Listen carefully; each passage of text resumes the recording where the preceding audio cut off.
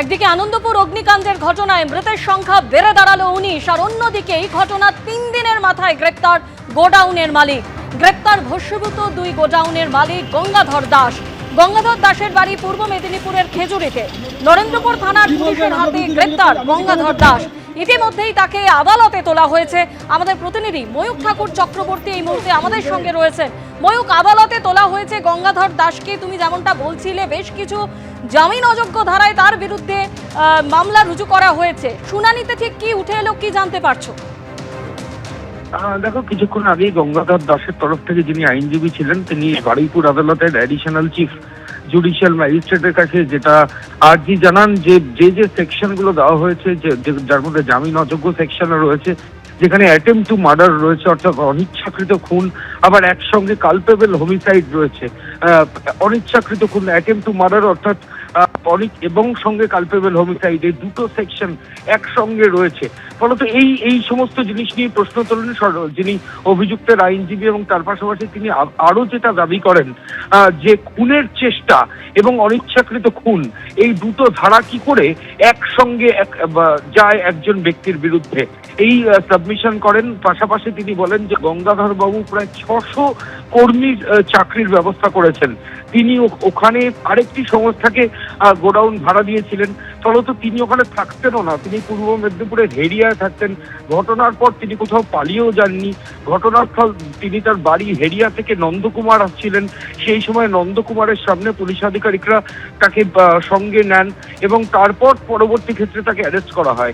অথচ পরবর্তী ক্ষেত্রে পুলিশ যে রিপোর্ট বারুইপুর আদালতে দিয়েছে তাতে বলা হচ্ছে যে গঙ্গাধর বাবু অ্যাবসকন্ডিং ছিলেন, অর্থাৎ পলাতক ছিলেন, তিনি তো কোথাও পালিয়ে যাননি। এরকমই বিভিন্ন কারণ এবং গঙ্গাধর বাবুর সপক্ষে সেটা তার যিনি আইনজীবী তারা যিনি এসিজেএম ছিলেন সেখানে আবেদন জানিয়েছেন। অন্যদিকে সরকার পক্ষের আইনজীবীর বক্তব্য ছিল অনেক মানুষের মৃত্যু হয়েছে, শুধু তাই নয়, ফায়ার লাইসেন্স রাখার জন্য একটা প্রেমিসেসে যা যা আদালত কি নির্দেশ দেয় সেদিকে অবশ্যই আমাদের নজর থাকবে। আপাতত তোমায় ধন্যবাদ।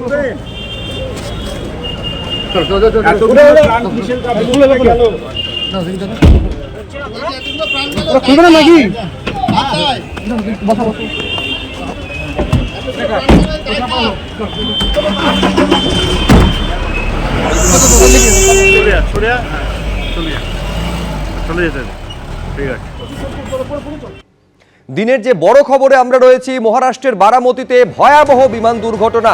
ভেঙে পড়া প্রাইভেট বিমানে ছিলেন মহারাষ্ট্রের উপমুখ্যমন্ত্রী অজিত পাওয়ার।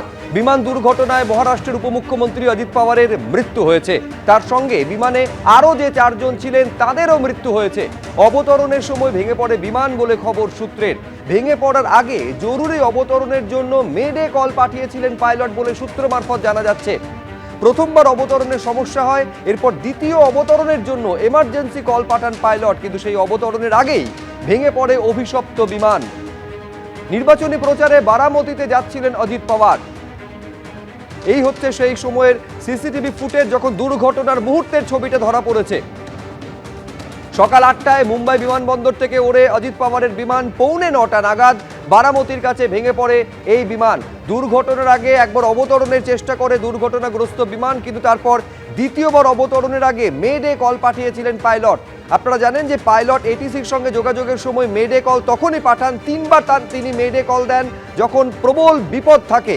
বিপদ সংকেত হিসাবে মেডে কল পাঠানো হয় পাইলটের তরফে এটিসির সঙ্গে যোগাযোগ করার সময়, আর সেই মেডে কল পাঠানোর পরই অবতরণের আগেই ভেঙে পড়ল বিমান।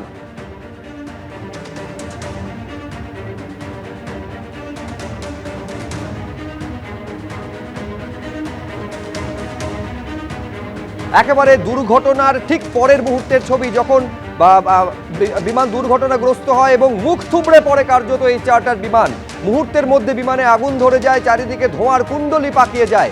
এটা এআই ভিডিও মারফত আপনাদের সামনে ঠিক কি ঘটে থাকতে পারে সে সময় তুলে ধরার চেষ্টা করছি।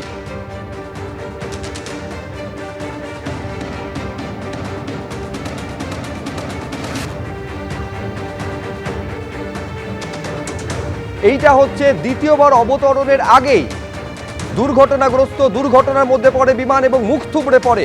এআই ভিডিও মারফত এই ধরনের ঘটনা ঘটে থাকতে পারে সেইটা আপনাদের সামনে তুলে ধরছি।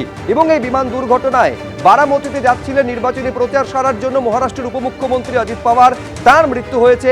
এই বিমানে আরও যে 4 জন তার সঙ্গে ছিলেন তাদেরও মৃত্যু হয়েছে।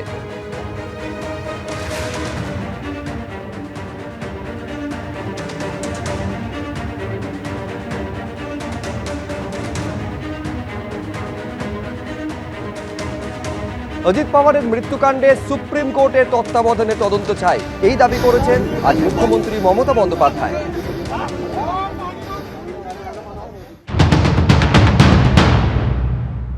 I am very much shocked and saddened to hear the message of Ajit Pawar, Deputy Chief Minister. He died today morning in a plane crash. I am really shocked to see the news. There is no safety and security of the people of this country. Even the political leaders, I do not know what is the fate of the opposition political parties, but he was very much with the ruling party. But before few days ago, I came to know that from social network that somebody from other party, they gave a statement that Ajit Pawar is willing to leave the BJP. And now what happened today, I need proper investigation under the supervision of Supreme Court.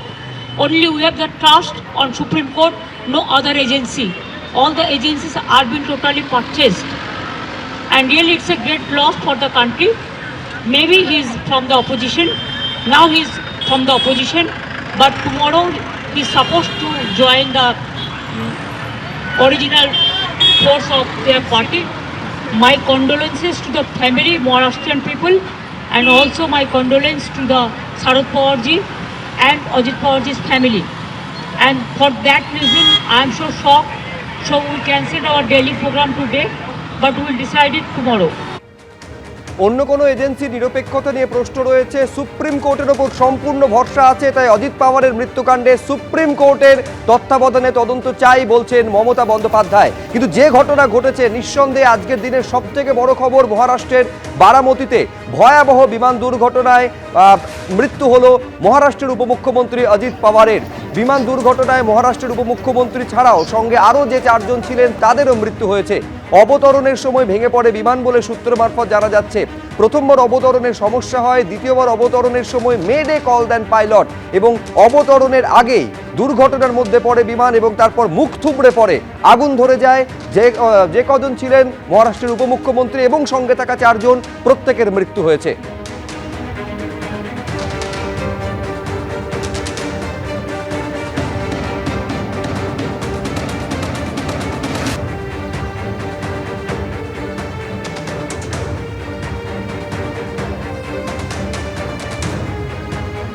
AI ভিডিওর মধ্য দিয়ে আপনাদের বোঝানোর চেষ্টা করছি ঠিক কি ঘটে থাকতে পারে সেই সময়।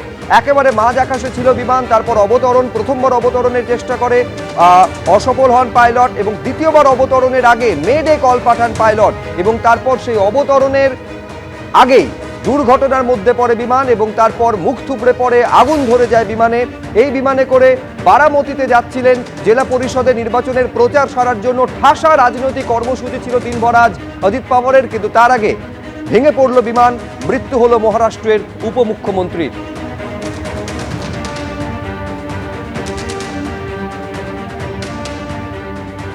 বিরোধী দলনেতা কি বলছেন দেখবো একবার। এবিপি আনন্দ, এগিয়ে থাকে, এগিয়ে রাখে।